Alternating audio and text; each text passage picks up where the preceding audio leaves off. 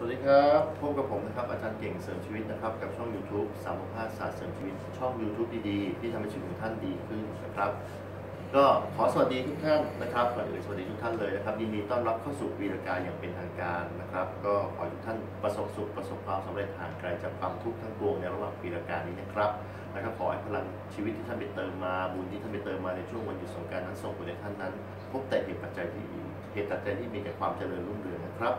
บแล้วก็อีกประการหนึ่งต้องกราบขอบพระคุณนะครับสำหรับทุกท่านนะครับยอดวิวทุกท่านเข้ามาชมในช่วง1 สัปดาห์ที่ผ่านมานะครับมียอดวิวเกินกว่าที่คาดหมายเอาไว้จริงๆผมเข้าใจว่าช่วงวันหยุดอาจจะเป็นช่วงที่ทุกท่านกำลังมีความสุขเนาะอาจจะไม่ได้เข้าไปชมวิวกันเยอะแต่กลับกลายว่ายอดชม YouTube นั้นสูงถึง 5,400 กว่าวิวต้องกราบขอบพระคุณอย่างยิ่งเลยและที่สำคัญอีกประการหนึ่งต้องกราบขอบคุณสำหรับสมาชิกทุกท่านที่ให้ความไว้วางใจนะครับในการชมนะครับช่อง YouTube 365ศาสตร์เสริมชีวิตที่มีจำนวนเพิ่มขึ้นเรื่อยๆนะครับปัจจุบันนี้ก็มีสมาชิกเพิ่มขึ้น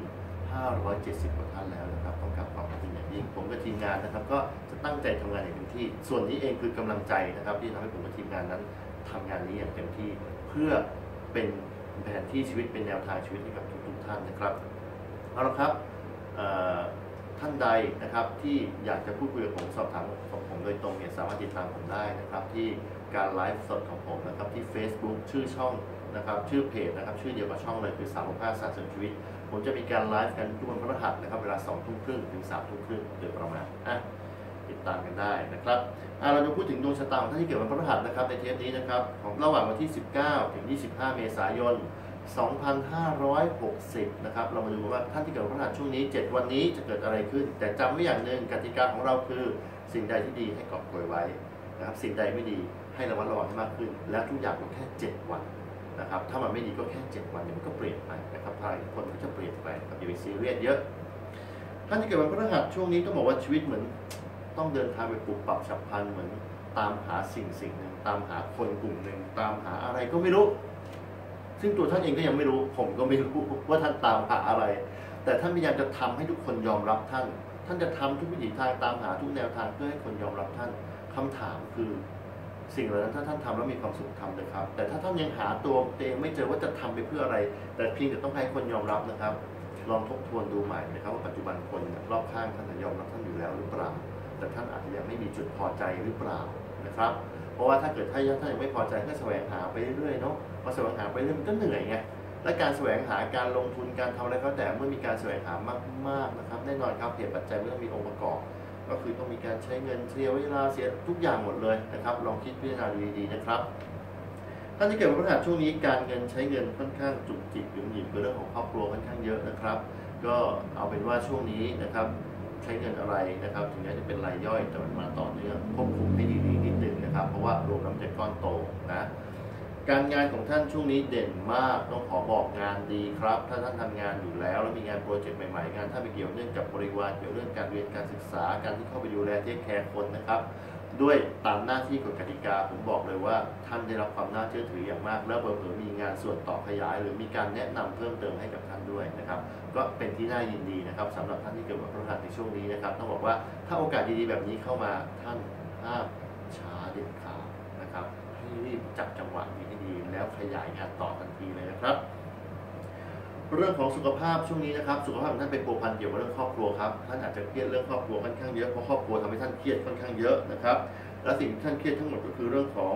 งโครงการโปรเจกต์ของท่านในอนาคตที่มีต่อครอบครัวหรือเรื่องที่ครอบครัวต้องไปสัมพันธ์กับพี่น้องวงญาติต่างๆแล้วคุยกันไม่รู้เรื่องนะครับโดยเฉพาะคุยกันเรื่องของภาระหน้าที่มรดกทรัพย์สินอะไรต่างๆเหล่านี้นะครับต้องบอกว่าช่วงนี้ถ้าคุยไม่รู้เรื่องถอยออกมานะครับอย่าเพิ่งคุยอยู่เงียบๆเฉยๆไว้ก่อนนะครับยิ่งคุยยิ่งมีปัญหาแล้วมันจะกลายเป็นความเรียกว่าอาฆาตแค้นสะสมหรือเป็นการคิดไม่ดีสะสมอยู่ข้างในนะครับพอคิดไม่ดีสะสมอยู่ในกลุ่มคิดอยู่เรื่อยๆร่างกายก็จะทำงานมากขึ้นพอร่างกายทำงานมากขึ้นก็จะนอนไม่หลับเพราะข้างในจิตมันตื่นรู้เพราะความเครียดไงเพราะตอนที่ไม่ตื่นรู้มันตื่นเต้นมันตื่นตัวเพราะความเครียดนะครับพอเครียดแล้วก็นอนไม่หลับ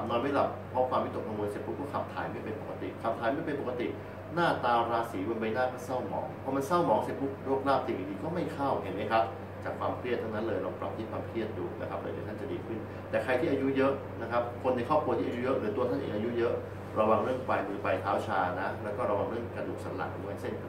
หมอนรองกระดูกทับเส้นประสาทอะไรเงี้ยจะลุกจะนั่งจะยืนอะไรเงี้ยดูแลให้ดี นะครับจะทานอะไรช่วงนี้อาจจะสอบท้องสักเล็กน้อยนะครับก็ต้องดูด้วยนะครับลมเยอะแก๊สเยอะนะครับทานของที่มันนิ่มและสุกก็จะช่วยลดลมและแก๊สลงไปได้นะ